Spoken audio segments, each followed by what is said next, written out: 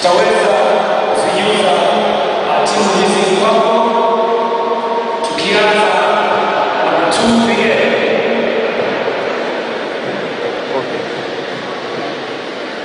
Aliyevalia namba 6 Hilda Simoi,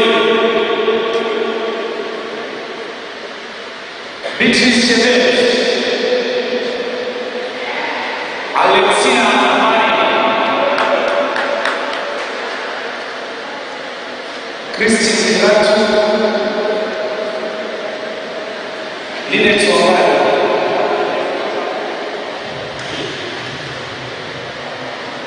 Jeje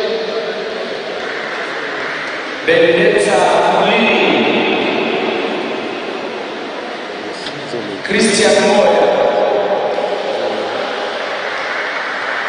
Elizabeth Lope, Masi B, Scholastica Mumi, Georgina Chile. Timu ya Brigade Nancy Wanga,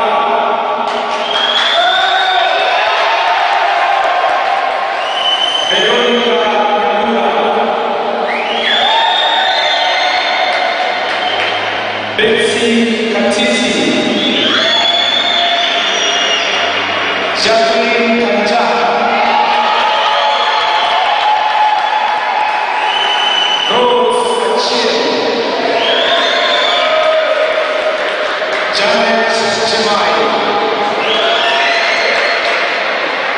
Faith Jorori, Delisha Atiano, waamuzi Patrick Ekisa, akisaidiwa Anthony Mwenda.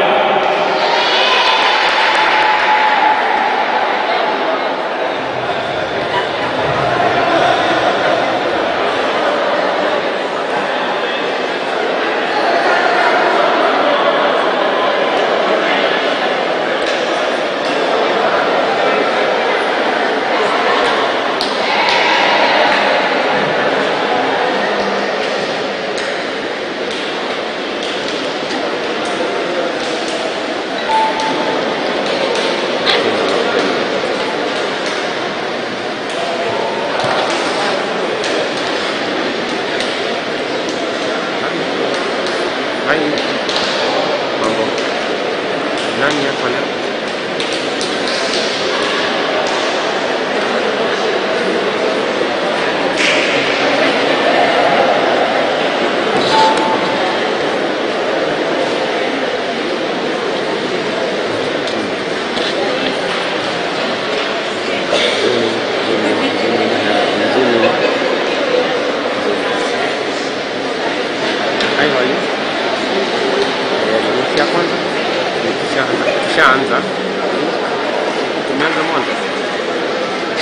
Tumeanza mwanzo. Halo, handball imeanza mwanzo.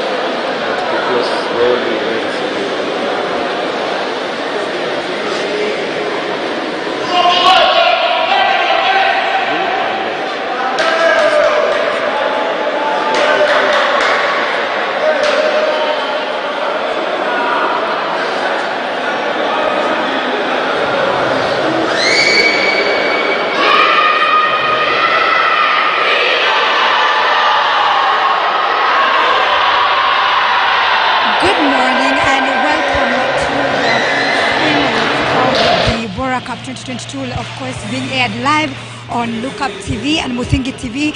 We now have the third place playoffs where we see 4 Brigade of Lanet, Nanyuki, and 2 Brigade of Lanet kicking off right about now. Of course, Artillery of Brigade and Kahawa Garrison made it to the finals.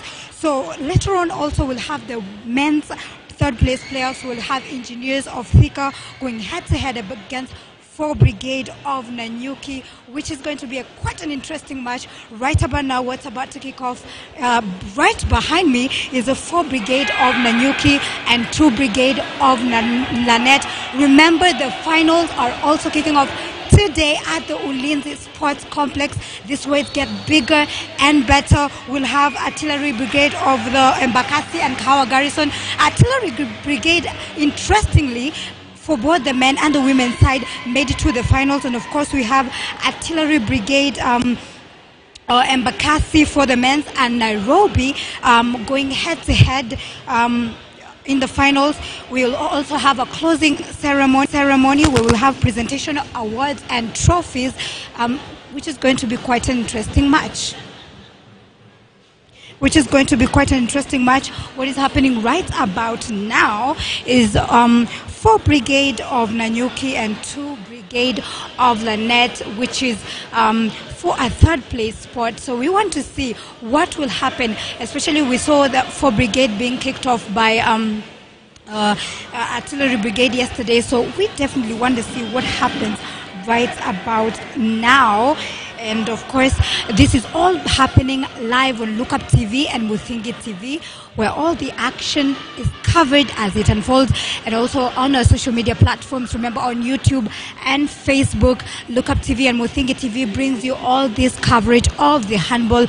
This is the Chief of Defense Forces, the CDF, commonly known as the Bora Cup 2022, affiliated with the Kenya Handball Federation. And right now it's a quest to find who will emerge stronger for a third place finish. We were speaking yesterday to the 4 Brigade of Nanyuki coach, who was saying they're very confident of this victory, and they're feeling quite they felt quite disappointed not making it to the finals, because they were very confident of making it all the way up to the finals, and it didn't happen as they expected for both the women's and the men's side. So today we definitely want to find out what happens right about now. Can they make it? Can they outpower 2 Brigade of Lanet? That will be determined at the end of the 1 full hour. And of course, just a recap of these matches that kicked off on 7th of November 2022. Just a recap of what happened yesterday on the 14th of November, that is on Monday. It was Artillery Brigade in the semi-finals versus 4 Brigade, who are currently playing, and Artillery Brigade, who are the defending champions, emerged stronger and overpowered 4 Brigade to book themselves a slot into today's finals. And then later on, 2 Brigade and Kahawa Garrison were facing off for the same ticket into the finals. And of course, Kahawa Garrison emerged stronger and showcased their prowess on the court to booking themselves a ticket all the way to the finals. So this means that the 2 teams that lost are left to fight for third place in this particular game. And that's all. That's quite an interesting match, because it was quite an intense and match yesterday. So imagine today for that place lot, it's going to be even bigger and even better. Remember to follow us on our social media platforms and to comment. Drop your comment, talk to us, tell us which team you're supporting and which particular player is standing out for you. And of course, we can see the Secretary Orondo. The Secretary Orondo just with the trophies that are going to be awarded later on in the last game, which is going to kick off on exactly at 3:30 p.m. Around 3:30 p.m. to 4 p.m. So we're expecting a closing ceremony, and that's just quite some of the trophies that are going to be gifted to the winners and also those participants of this particular tournament. So let's get straight into the match and see what happens right about now. And of course, we do recognize the referees of this particular tournament, that is Patrick Ekisa and Anthony Mwenda, who ensure that the game runs smoothly and the rules are followed all the way. So that's for Brigade side, trying to make a score out of it, but denied. It was quite a weak shot, if you ask me. And plays down, and the referee seems to have a yellow card, and will he raise it? No, he puts it back, so no warning. That's Patrick Ekisa and Anthony Mwenda, who are the referees of this particular tournament, just trying to find out what's happening. As of course we can see the medics just checking to find to see if she's okay. We sure hope she's all right. Remember, these are the third place, fighting for the third place. These are the playoffs for this particular tournament. The Bora Cup 2022 finals will also be kicking off today for the women's and the men's side. Artillery Brigade, as we can see, they're just making their presence in this particular court at the Ulinzi Sports Complex. They're just making the presence known because they both team, that is for the men's and the women's side, have made it all the way to the finals.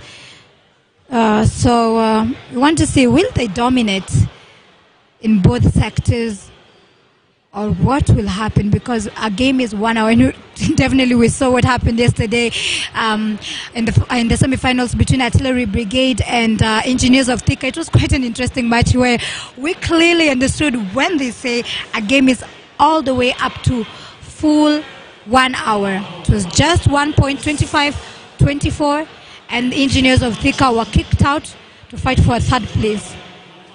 That will be the next match, by the way. So we sure hope seemingly she'll be sent out.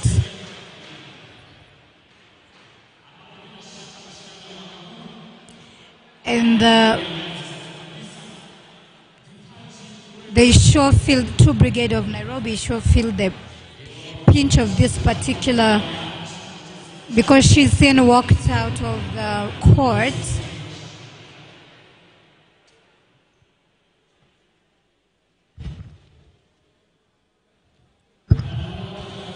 So there's an injury case that is happening right now, and the player is being sent out of the courts, and we sure hope she's going to be all right. She's just been carried out of the court to just so that the medics can check if how serious the situation is. And of course, the game continues and resumes right away, and they're sure going to analyze the situation, if it's a serious injury or what's happening. But like I said, the game continues. We sure hope she's going to be okay. For Brigade versus to Brigade for a third place.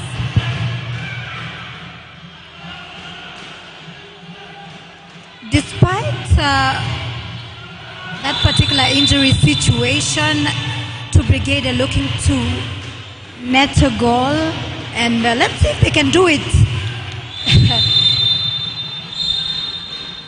Oh my, and a yellow card has been handed. That means she's been warned. She's been warned. That's a warning.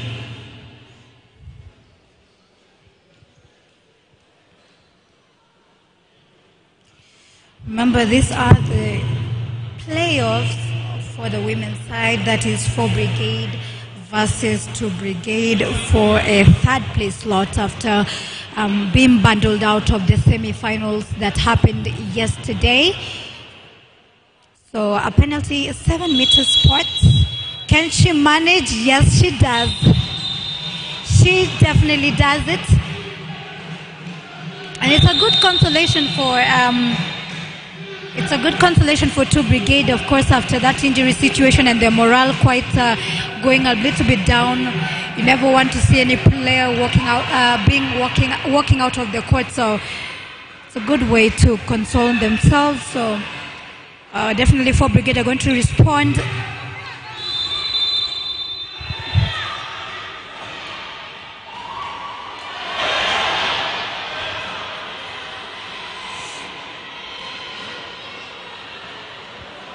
So they look to respond, but it's blocked.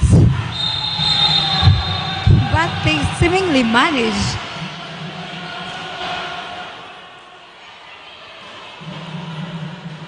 It is just the start of the match, and you can already feel the intensity and the pressure of this particular game as the 4 Brigade looks towards netting a goal. And the defense is quite something.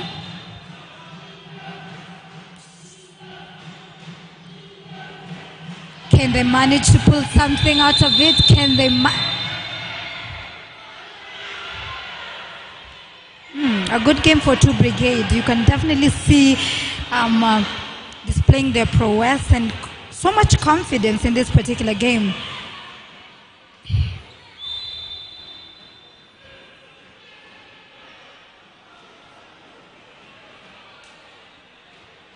Of course, later on is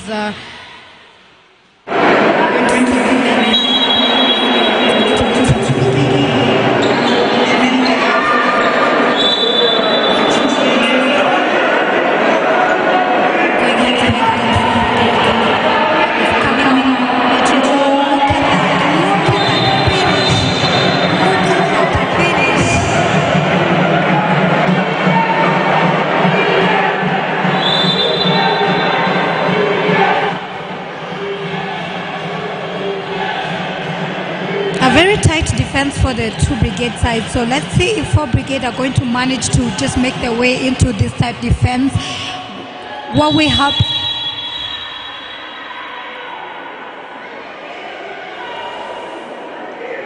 this pressure is amounting to many. Another warning sign, another warning.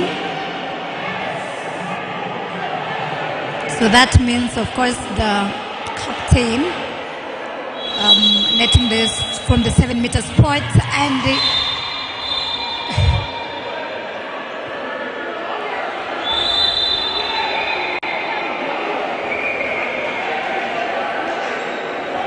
later on, of course, we're talking about the finals that we kick off today. This is going to be bigger and even better.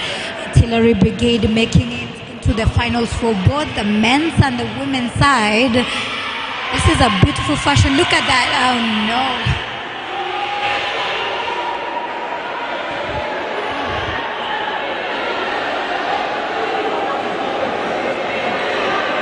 This is all happening live at the Ulinzi Sports Complex, of course, being aired by Muthingi TV and Lookup TV. And of course, on our social media platform, you can find us on Muthingi and Lookup TV to get all the latest coverage, and click on the link to just check out this particular game.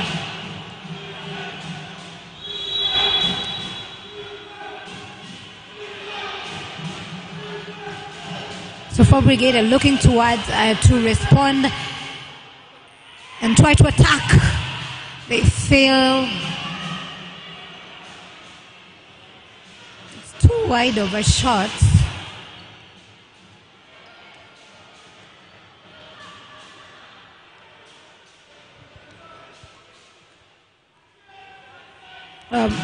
So now it's 2 Brigade trying to respond. Remember, this is the team that was edged out by Kahawa Garrison yesterday at the semi-finals.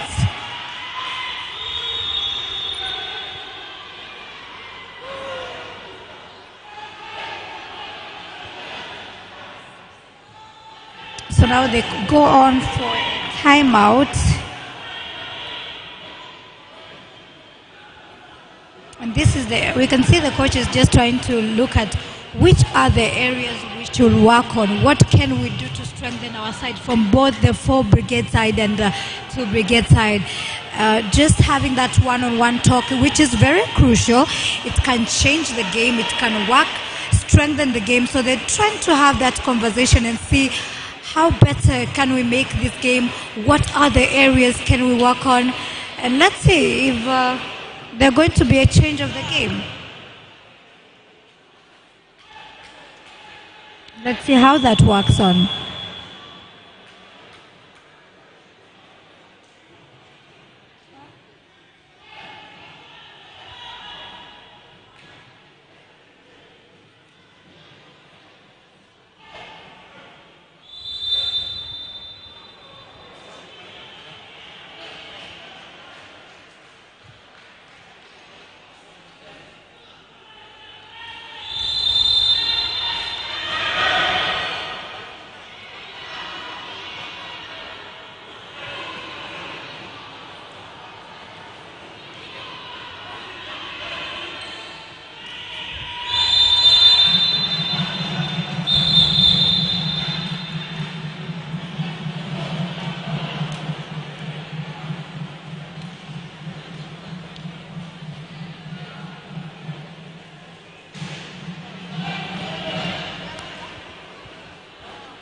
Yet again, we see this particular player trying to make from the 7-meter spot, and of course she does it. She never fails at that particular point. It's not fashionable to lose at the penalty spot.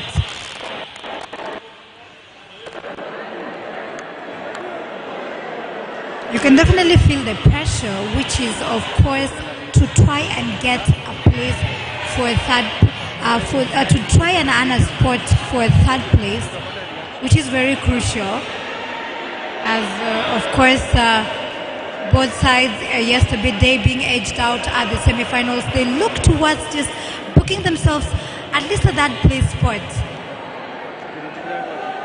And later on, of course, the men's side will also see Pika Engineers.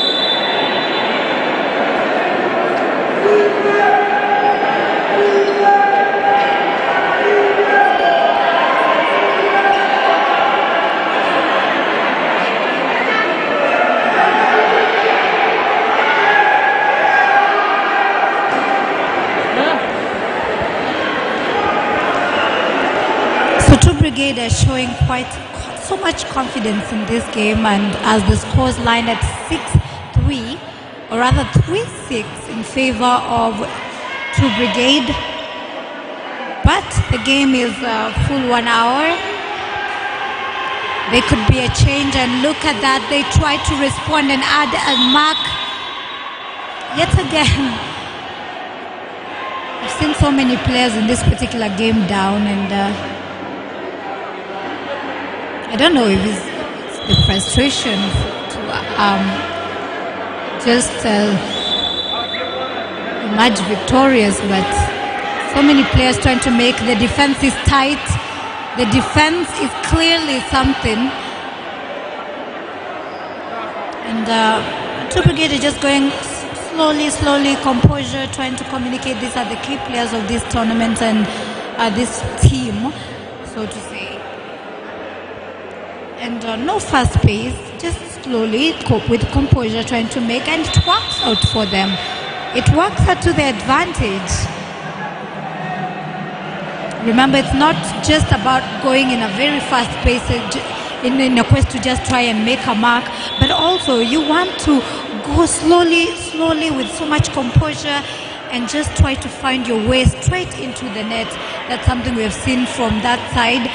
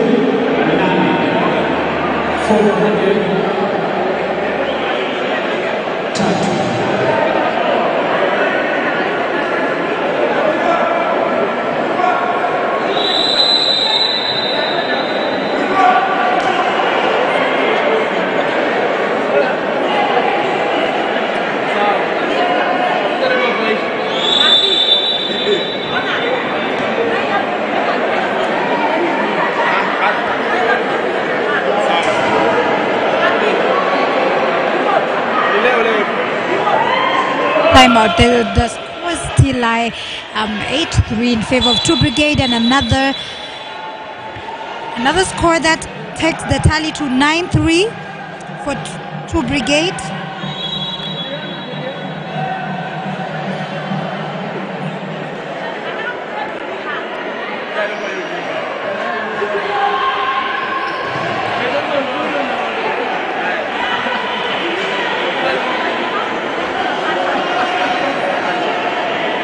Notice the game of True Brigade. There's so much composure in this game where there's not so much pressure, and the quest to just run in a very fast pace and try to make a score. They want to see each other. They want to make accurate passes. They want to pass by this defense, and they seemingly most of the time know how to make it past the defense with so much composure versus just running in a very fast pace without really thinking about the defense of your opponent. You really want to look at the other side and just find a strategy on how to make it through those spaces, and this is something that we're noticing with True Brigade side. So let's see what happens. For Brigade, not so much what we expected for them. They're still lagging behind by 3 points, and now the tally is a huge difference, a huge margin. A huge margin of 6 points is not so much of a good look. So they definitely need to go and think about their strategy and what works out. So, of course, the captain of the team makes it in through a penalty, taking the tally to 9-4 from the 7 meters penalty spot.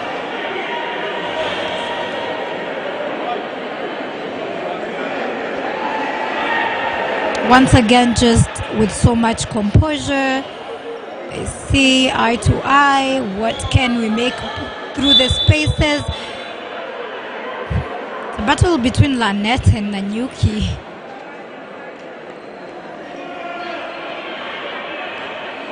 Look how they make through these spaces.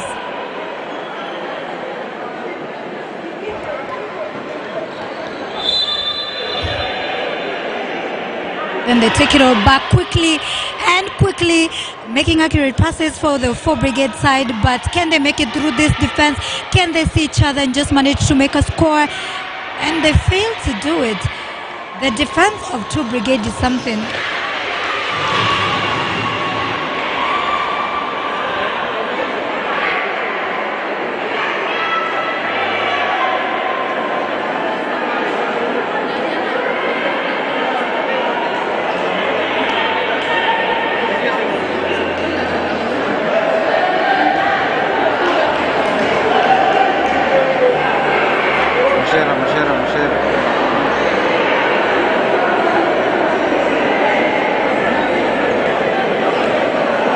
We'll get back to you shortly.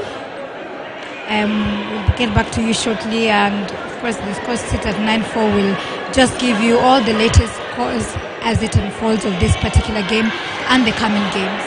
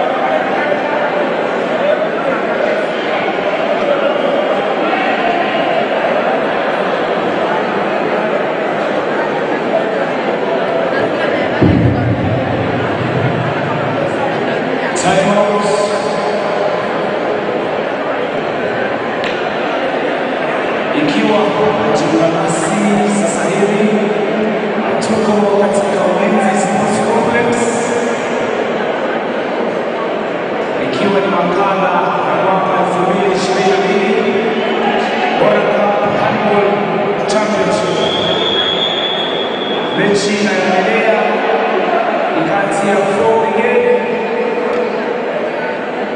ana 2 Brigade. 2 Brigade waweza kucheza jumla ya 10 dhidi ya 4 ya 4 Brigade. Mechi hii inapeperushwa hewani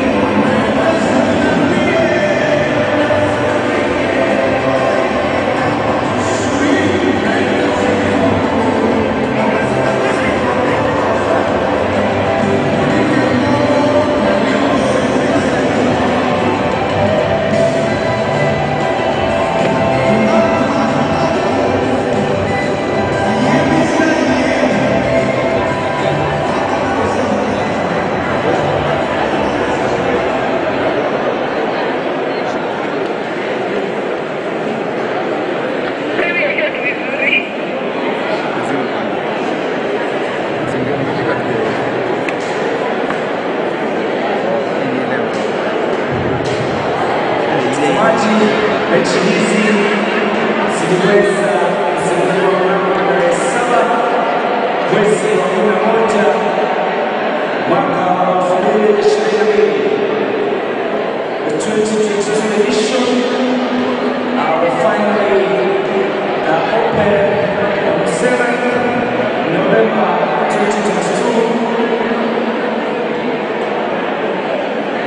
Na Lanet versus Bora, Brigade Nanyuki akiwa pamoja na Defense Forces Handball Association Chairman na pia katika Brigade Bora, Brigade Nanyuki.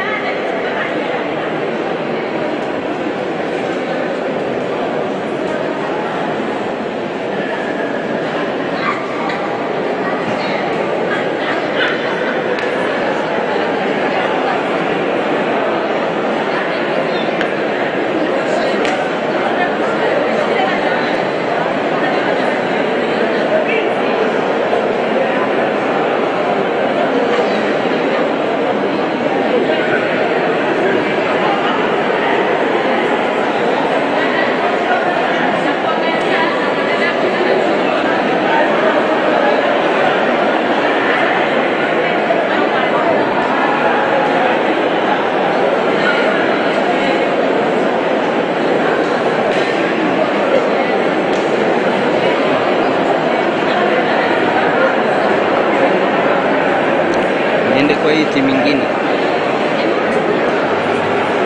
Christian. Niende kwa hii timu nyingine.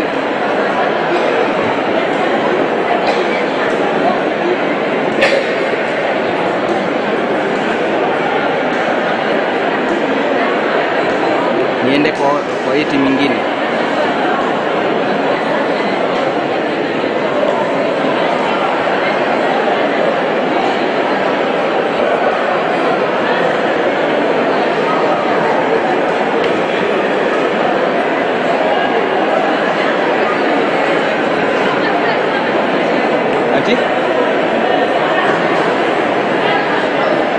Imekwama.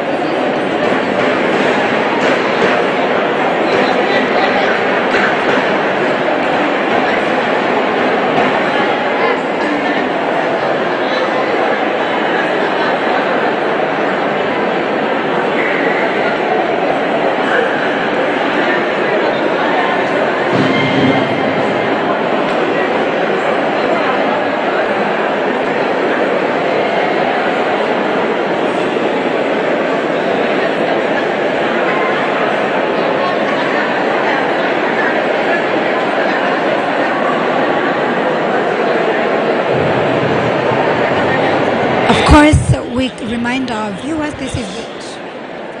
This is Bora Cup 2022.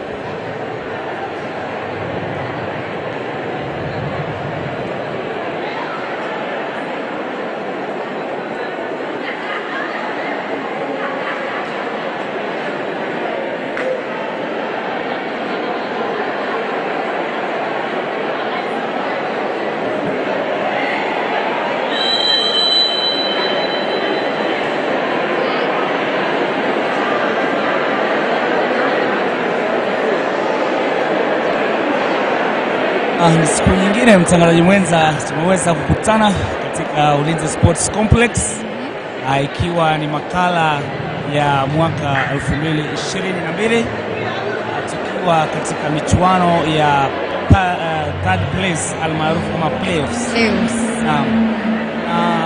Umeweza kuwa mchuano mkali kabisa, maana kipindi cha kwanza kimeweza kukamilika. Timu ya Brigade imeweza kupata ushindi. Imepata inaongoza tu Brigade inaongoza kwa sasa. Brigade ameweza kupata ushindi dhidi ya mwana Brigade. Bila shaka imeweza kuwa mechi nzuri ama namna gani? Ndio kabisa.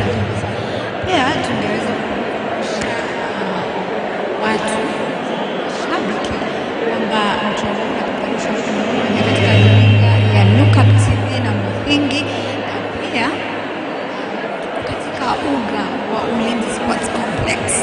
hapa ndio mambo moto yanafanyika.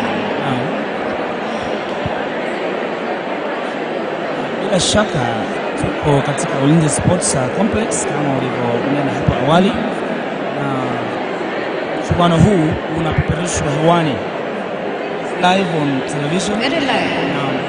Kwa ni kwa hisani ya Look Up TV pamoja na Mudingi, runinga ya Mudingi. Naam. Tumekumbusha mashabiki kwamba kuna shida hapa. Shida kweli. Naam, kusema kweli umeweza kuwa mchuano mzuri, na ni mchuano ambao umeweza kusubiriwa sana na wengi, na mashabiki the viewers na waweze kuingia katika mtandao wa kijamii wa Facebook, kadhalika YouTube, wataweza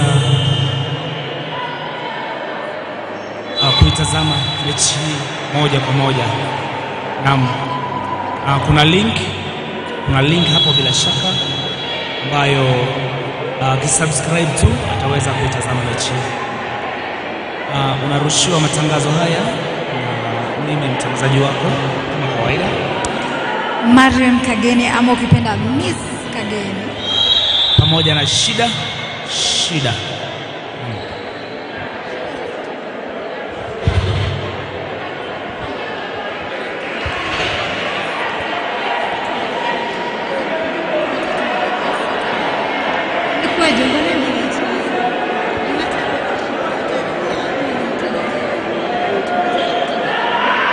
Naam, kwa kweli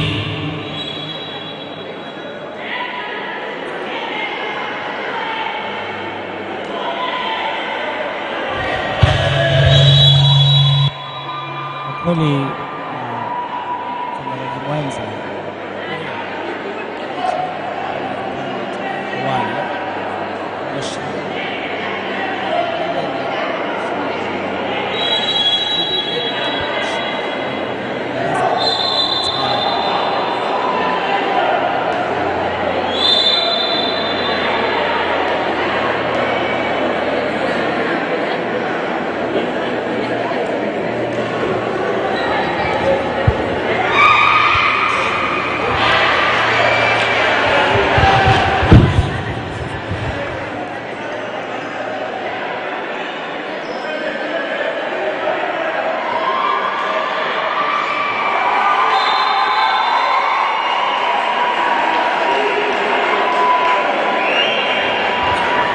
kama nilivyosema awali, ilikuwa ni 13 dhidi ya 6, na nauliza kweli ni kinyume na matarajio ama ulikuwa unatarajia tu mambo yatakuwa vivi?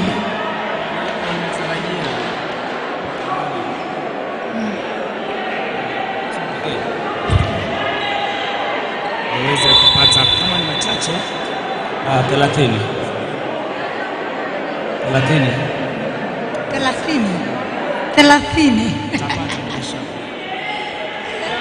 Pengo ni kubwa, alama 9 jamani. Unaona vipi mchezaji mwenza trophies unaziona vipi? Kweli dhahabu. Bila shaka ukipata hiyo kubwa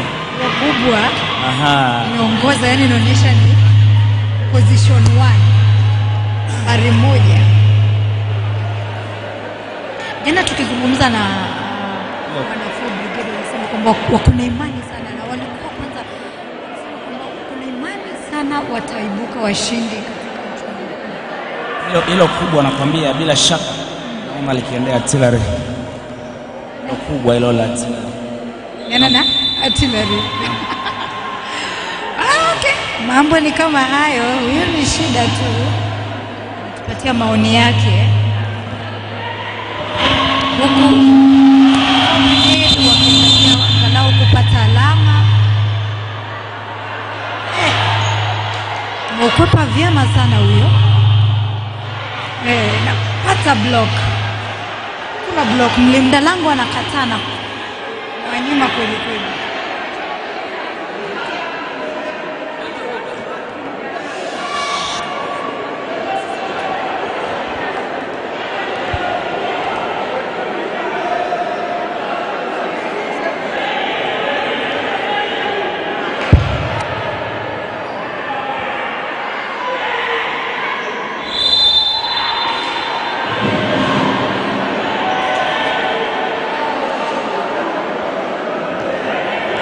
Mtazamaji, mpenzi mtazamaji, tuko katika Ulinzi Sports Complex ambapo ni mechi kati ya 2 Brigade na 4 Brigade, akiwa ni kipindi cha pili cha mchuano wa third place almaarufu kama playoffs. Matangazo haya unaweza kuyapata moja kwa moja kupitia mitandao yetu ya kijamii ikiwemo Facebook pamoja na YouTube, kupitia kwa runinga ya Look Up wakishirikiana na Mudhingi, nami wako mtangazaji Shida.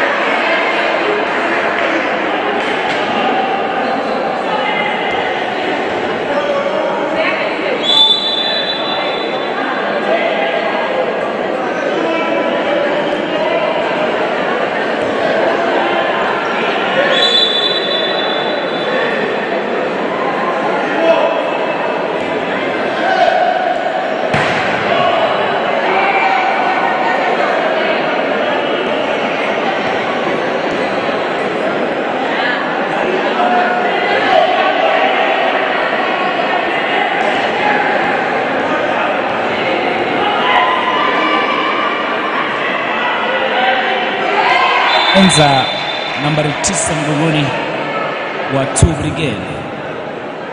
Unamuona vipi? Manake is bringing a lot of experience katika side ya 2 Brigade. Nambari 8 kumradhi, Alexina Ambani. Nambari 7 hawa ni wachezaji ambao wanaonyesha ustadi ustadi na ubabe wao katika uwanja kwenye mchezo inadhihirika tosha. Alama zinadhihirisha bila shaka ni wafungaji bora katika timu ya Brigade sana. Shida unaweza nieleza kwa watazamaji kikosi hichi cha Brigade kimeunganishwa na kina nani?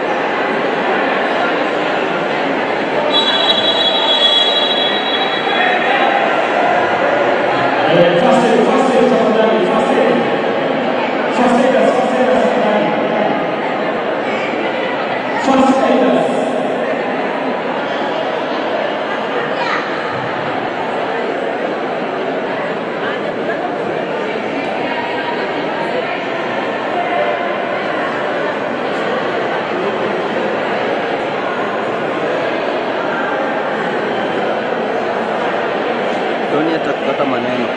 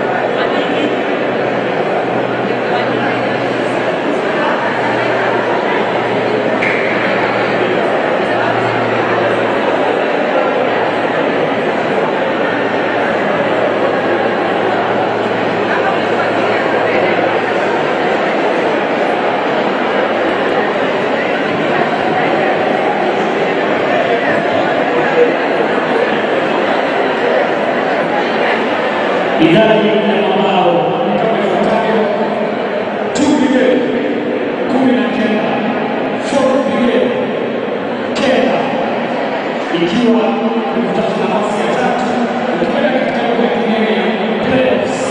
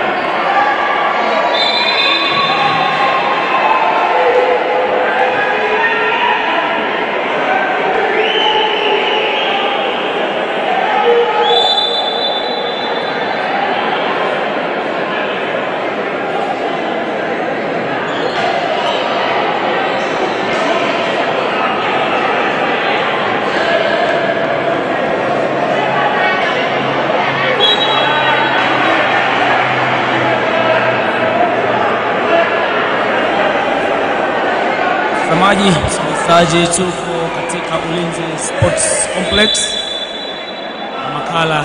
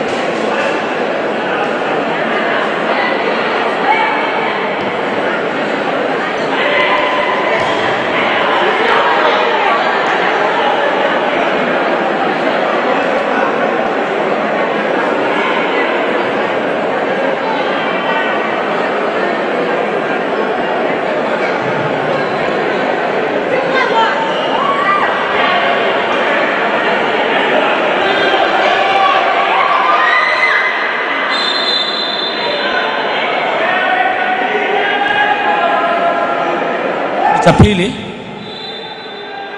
mechi ya mwamuzi wa third position, third place almaarufu kama playoffs. Playoffs, yeah. Mtangazaji menta nambari 8 mgongoni, Alexina Mbani. Niambia kuhusu mchezaji huyo, that particular player, I just because she's outstanding.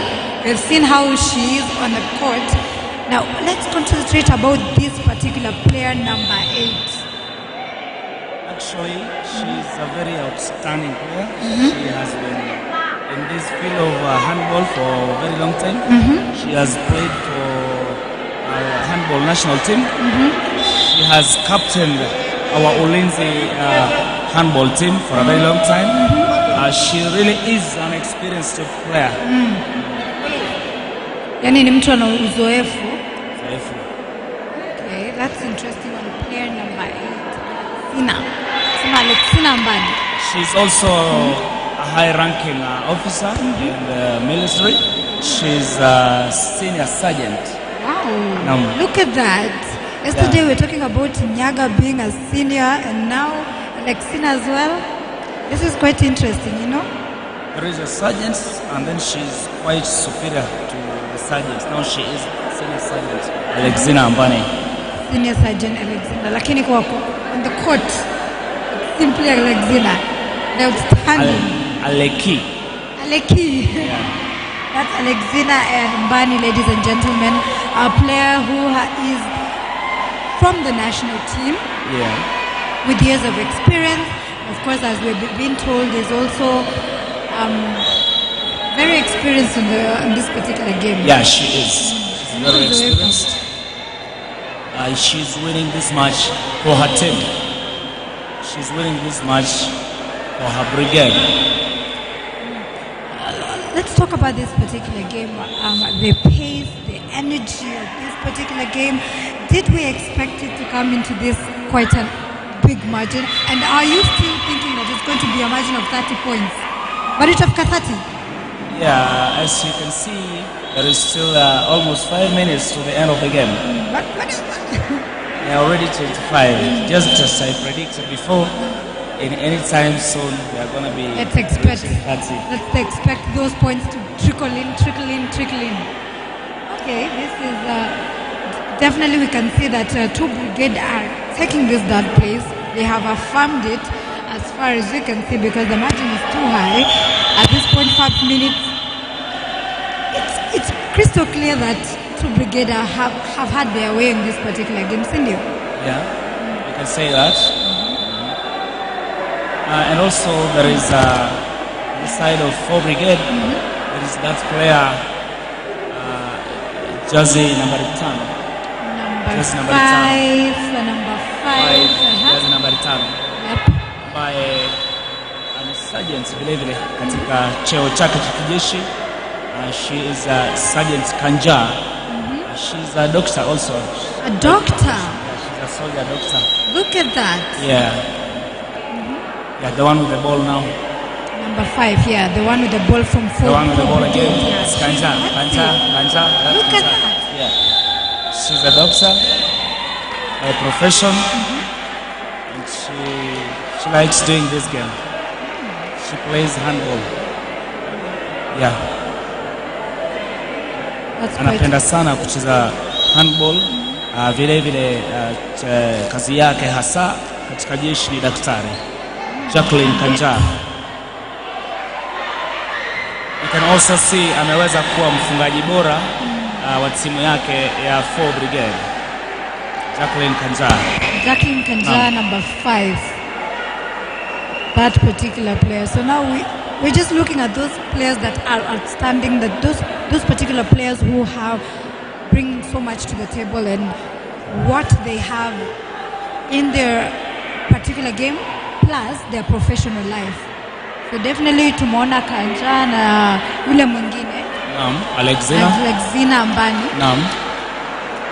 These are players who have so much experience. These are players that who wana uzoefu, kwa Kiswahili tunasema kama wana uzoefu katika mchezo huu. Na pia kwenye kikazi si wachache, si wadogo. Vile vile kuna mchezaji wa nambari 8 vile vile wa timu ya 4 brigade number 9. We did have a conversation with her yesterday. Yeah. Talk to us about number 8 rather.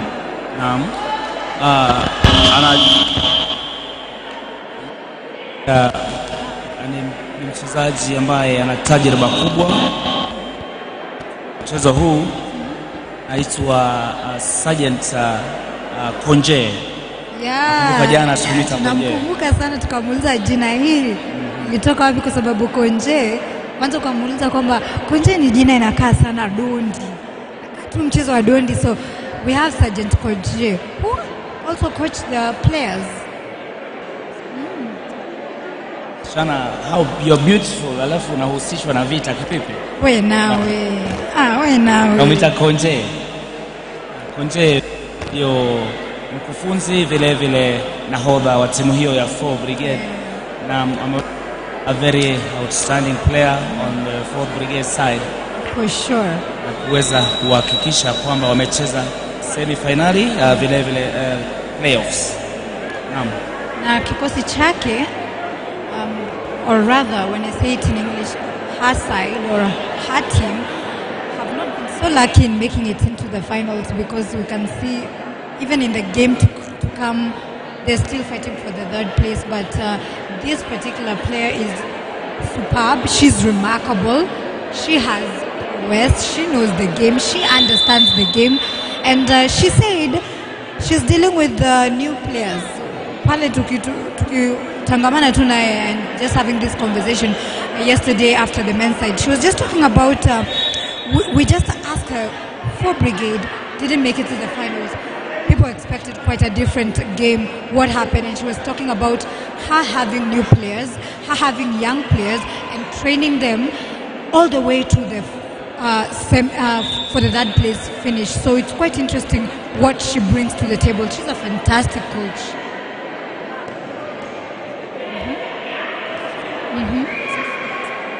Konje is a fighter.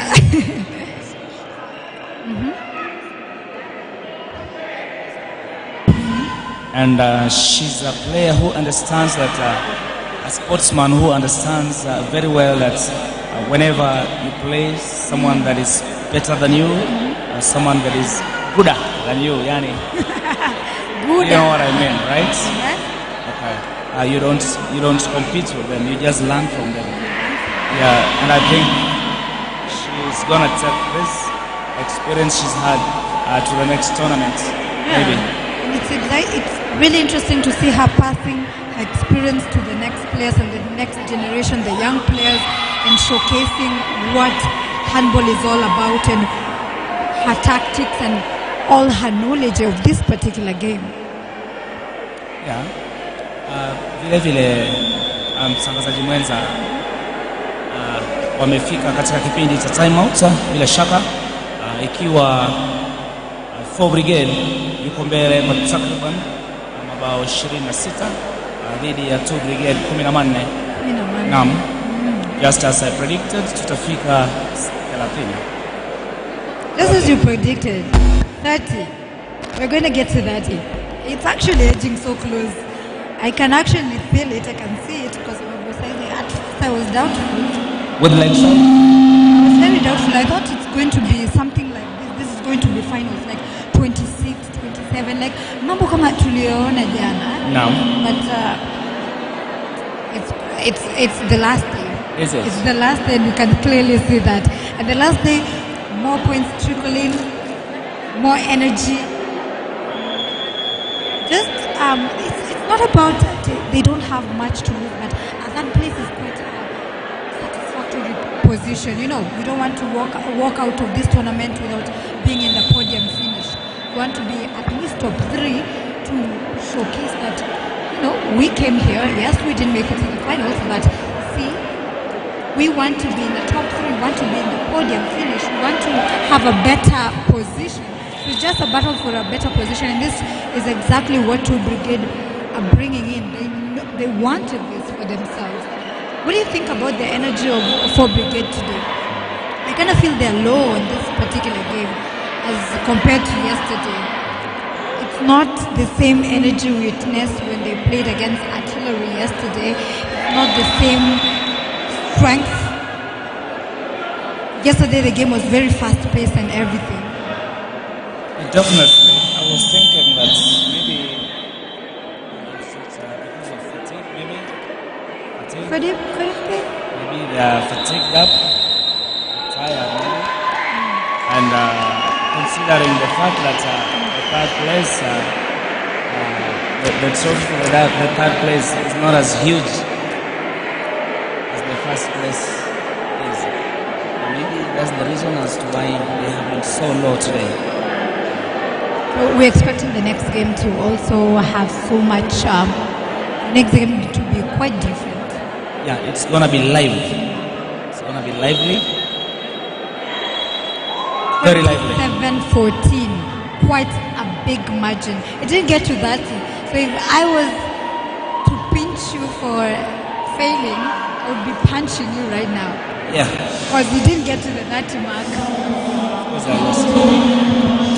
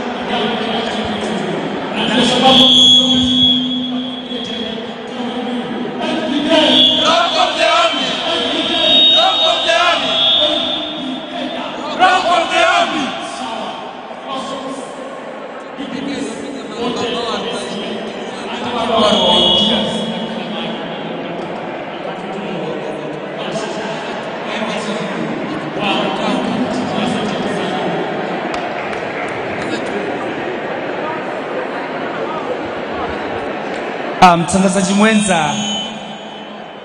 mwenza Kangeni, umeweza kusikia mtangazaji mwenzetu Lewi anatoka katika kituo kingine cha kutangaza. Karibu sana, makosa yetu hatuja kukaribisha katika studio. Aungane nasi tuambie mawili matatu. Ujisikie uko nyumbani.